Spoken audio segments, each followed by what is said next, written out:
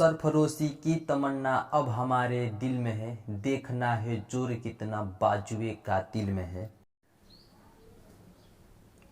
कहानी ऐसे महान क्रांतिकारी की जो महज 23 साल की उम्र में देश के लिए हंसते हंसते फांसी के फंदे पर झूल गए थे। कहानी उनके जन्म से।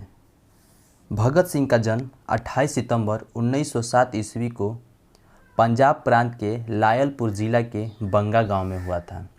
पिता का नाम सरदार किशन सिंह, माता का नाम विद्यावती कौर था। यह बचपन से ही साहसी और निडर थे। बचपन से ही शूरवीरों की कहानी सुनकर ये बड़े हुए थे और महात्मा गांधी जी के द्वारा चलाया जा रहा असहयोग आंदोलन ने देशभक्ति का जोश को चरम पर पहुंचा दिया था। तभी 13 अप्रैल 1919 के दिन स्वर्ण मंदिर के समीप जलियांवाला बाग नामक स्थान पर ब्रिटिश ऑफिसर जनरल डायर ने अंधाधुंध गोली चलाकर सैकड़ों लोगों को मौत के घाट उतार दिया था। इस घटना का असर भगत सिंह पर बहुत गहरा प्रभाव पड़ा था। उस समय भगत सिंह महज 12 साल के थे। तभी उन्होंने ठान लिया था कि मैं देश को स्वतंत्रता और आज़ादी दिला के रहूँगा, और तभी से भारत में ब्रिटिश शासन की उल्टी गिनती शुरू हो गया था। तभी गोरखपुर के चौरी चौरा कांड के बाद गांधी जी असहयोग आंदोलन को वापस लेने का ऐलान किए।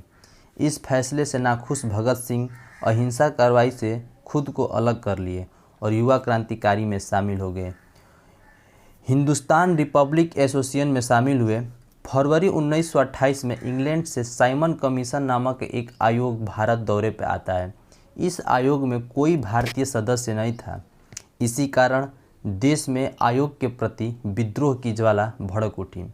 लाहौर में साइमन कमीशन के प्रति नारेबाजी करते समय ब्रिटिश अधिकारी स्कॉट के आदेश पर लाला लाजपत राय पर क्रूरतापूर्वक लाठीचार्ज किया गया, जिससे वो बुरी तरह घायल हो गए।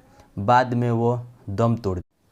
8 अप्रैल 1926 को उन्होंने बटुकेश्वर दत्त के साथ मिलकर दिल्ली की असेंबली में बम फेंका। उनका उद्देश्य किसी का जान लेना नहीं था। इसी कारण भीड़ वाली जगह से दूर फेंका था और वहीं खड़े होकर वह इंकलाब जिंदाबाद का नारा लगाते रहे। इस घटना के जुर्म में हिरासत में लिए गए।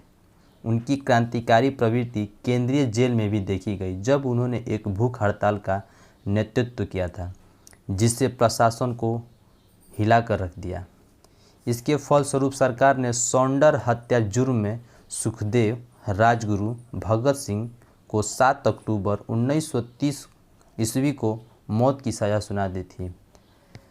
शाम के 7 बजे जेल की घंटी बजी और तीनों महान क्रांतिकारी हंसते गाते फांसी के फंदे पर झूल गए। ऐसे महान क्रांतिकारियों को कोटि कोटि